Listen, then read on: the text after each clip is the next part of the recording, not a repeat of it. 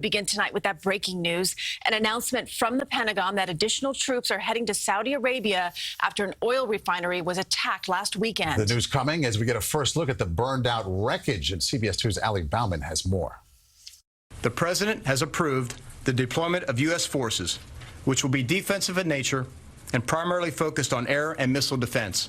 The defense secretary says this decision is a response to requests from Saudi Arabia and the United Arab Emirates after an attack on Saudi oil facilities last week. All indications are that Iran was responsible for the attack. The Iranian regime is waging a deliberate campaign to destabilize the Middle East and impose costs on the international economy. Iran denies it played a role in the air assault, which took out 50% of Saudi Arabia's oil production. As the U.S. is delivering military equipment to the Middle East, the Pentagon says sending more troops would accomplish 3 goals. First, to send a clear message that the United States supports our partners in the region. Second, to ensure the free flow of resources necessary to support the global economy.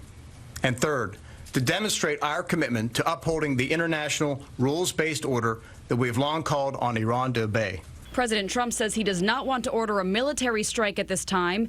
He was asked Friday about taking other measures if sanctions against Iran's national bank do not work. Our nuclear was getting very tired. They hadn't spent the money on it, and now we have it in, as we would say, tippy-top shape.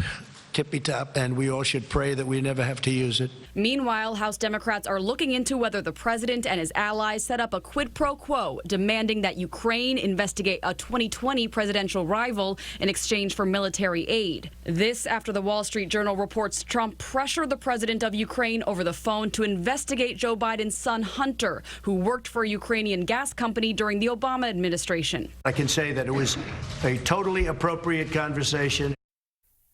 The Trump administration had been withholding $250 million in military aid for Ukraine, but released the funds last week. As for Saudi Arabia, the Pentagon said there are no exact numbers yet for deployment, and more details will be determined in the coming days. In the newsroom, Bauman, CBS 2 News.